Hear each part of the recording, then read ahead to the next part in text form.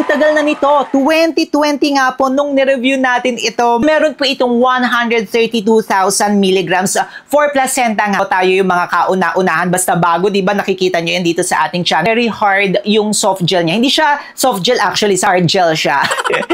This is a good alternative for expensive na mga placenta. Ginamit nila dito na placenta is horse placenta. One of the best talaga siya, mga kamukha. Pambansang kinipig, Sir Lawrence ang galing. Basta honest, review sa'yo ay sasabihin. Pambansang kinipig, sa kanya ang hihiling. Basta produktong sabi, lahat ay PPN. Hi mga kamukha, tayo po'y nagbabalik. Ako po si Sir Lawrence, ang inyong pambansang human guinea pig. Heart, heart! Medyo nagtitrending na naman nga po ngayon ang mga placenta supplement. And also yung last time nga po natin ay nag-review po tayo ng placenta soap. Pero alam nyo ba mga kamukha na matagal na po tayo dito nagre-review ng mga placenta. Since 2020, may mga upload na nga po tayo ng placenta. Yes, sa mga OG natin dyan na mga kamukha, alam nyo yan. And for today's video nga po, gagawa po tayo ng mga listahan ng mga placenta supplement brands na nagandahan po tayo, mga kamukha. Again, isa nga pong overview, ang placenta is a very powerful na ingredient nga po ito. Magandang araw po ito para sa cell regeneration, para sa pagpapaputi, para po sa overall condition ng ating skin, and also para po sa melasma or hyperpigmentation. May mga studies na po tayong pinakita at sinabi sa inyo. Maglalagay na nga lang po tayo ulit ng video. Kung gusto nyo po yung mapanood, meron po niyan nasa description box sa baba. And also at the end of this video, ililink o ilalagay na lang po natin yan, i-click nyo na lang siya, mga kamukha. Okay, wala na nga pong paligoy-ligoy pa ito. Let's go na nga, mga kamukha. Siyempre, may mga palistahan na naman po dito si Sir Lawrence para nga po talagang maibigay ko sa inyo ng maganda at maipresent ko sa inyo ng detailed ang mga information. Una po sa ating listahan ng placenta brand na na-try ko at nagandahan tayo, walang iba kundi ang Otsuka Placenta!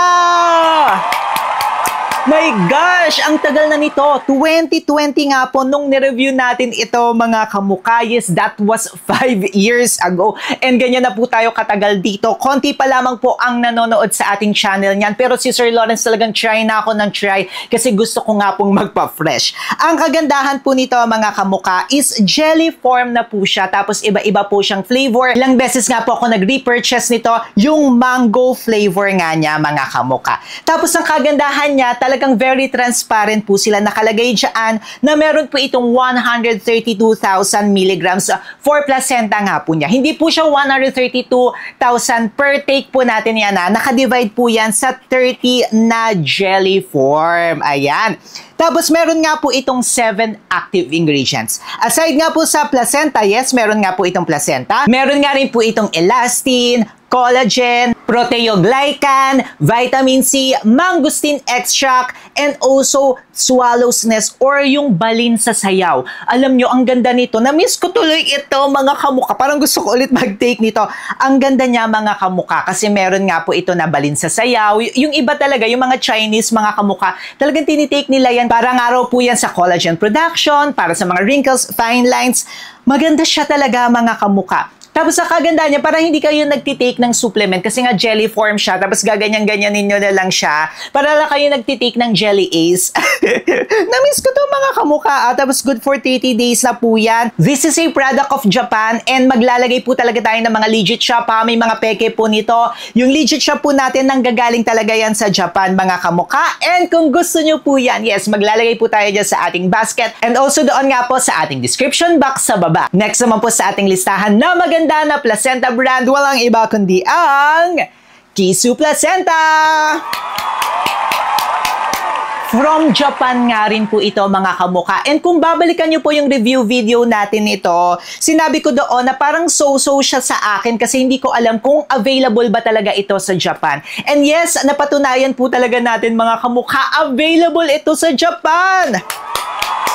Kasi nung nireview po natin ito mga kamukha, wala pang ganoon na nagre-review rin nito. Tayo yung mga kauna-unahan, basta bago, di ba nakikita nyo yan dito sa ating channel or basta trending.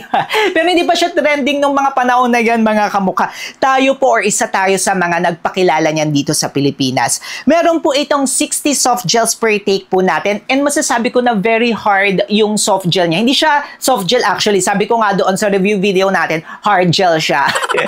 Pero usually yung mga placenta, kasi isusunod nga po natin i-review dito sa ating channel na placenta brand, ganun din siya, matitigas talaga. Parang hard gel siya mga kamukha. Kaya nga po sinasabi nila, kapag ititake po natin yan, dapat lukewarm water po ang ating gagamitin or ang ating iinomin. So ang kagandahan naman po nito, may tatlo po siya na main active ingredients. Aside from placenta, meron po siyang collagen and also hyaluronic acid. Yung hyaluronic acid at saka collagen, maganda nga po yan para sa moisture, hydration ng ating skin. Ayan, nakafocus talaga siya dyan. Kung gusto nyo po ng tatlo na active ingredients na maganda para sa ating skin, para sa mga melasma, para po sa pagpapaputi, ayan po siya mga kamukha. Nagandahan rin po tayo dito kay Kisu Placenta na from Japan. Ayan po yan mga kamukha. I-click nyo na lang po ang ating basket or nasa description box po sa baba. Sunod na nga rin po natin sa ating listahan na maganda na placenta brand. Ito po ay SKJ and 5-Point Placenta! So ito naman mga kamukha, this is a local brand. Dito po sa Pilipinas yan mabibili and they are FDA registered. Wow! So ang kagandahan naman po nito ni SKJN na 5-Point Placenta, kaya nga po tinawag siya na 5-Point Placenta kasi 5 yung main active ingredients niya. Una na nga po dyan, placenta, and yung placenta po nila is galing marine placenta po siya. Then meron nga rin po itong fish collagen, vitamin C, alpha-lipoic acid, and also hyaluronic acid. Ang nagandahan tayo dito mga kamukha, very transparent po talaga sila. Nakalagay po sa likod nila and also sa kanilang packaging lahat ng mga dapat nyong malaman about their brand and about sa mga tinitake natin. Yun yung kagandahan niya, very transparent po siya.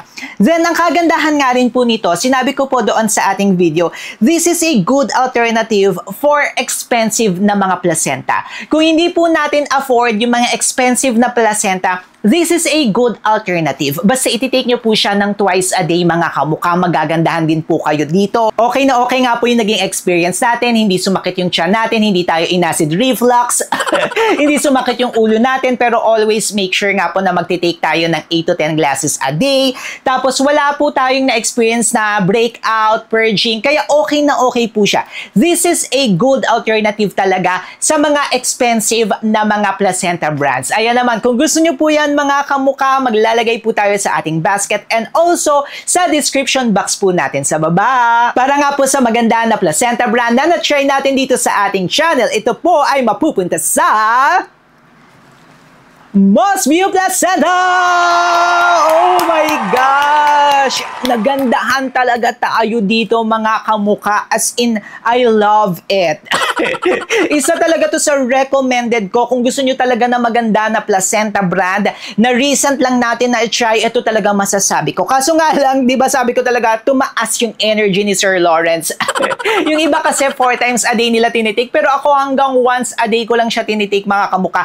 Pero maganda po yung naging effect sa akin. Ito naman po si Mosview Placenta, of course, FDA registered po yan dito sa Pilipinas or tinatawag niyo po na FDA approved. Hindi po tayo nagre-review dito mga kamukha na mga hindi FDA registered, FDA approved, or yun nga, FDA approved na tinatawag nyo sa country of origin or dito nga po sa Pilipinas, local na FDA po natin. Ito naman po si Mosview Placenta, meron po siyang 10 active ingredients. Tapos yung ginamit nila dito na placenta is horse placenta. And maganda nga rin po, according sa studies, yung horse placenta. Kaya, kung makikita nyo nga rin po yung mga na-feature natin ng mga placenta, iba-iba siya eh. May galing sa deer, may galing sa marine. Ito naman po, ay galing sa horse. At maganda siya mga kamukha para nga po sa pagpapaputi, cell regeneration, para po sa overall condition ng ating skin, and also para sa UV pigmentation sa melasma, pecas po natin.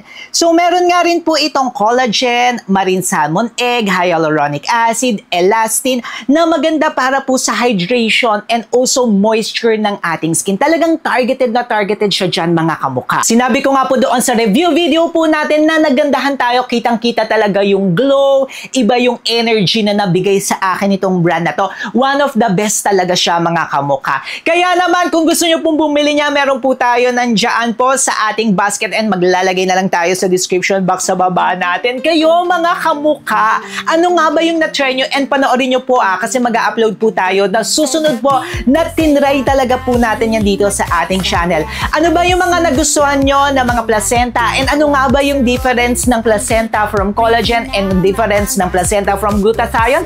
Aba, may separate video po tayo yan mga kamukha. Eto po yan, syempre mag-subscribe na rin kayo kay Sir Lawrence. Paano ba yan mga kamukha? Magkita-kita po tayo sa susunod po nating video. Magkwentuhan tayo sa comment section Mag-comment kayo dyan sa baba. Paano po ba yan? Paalisa po ako. Click nyo na to.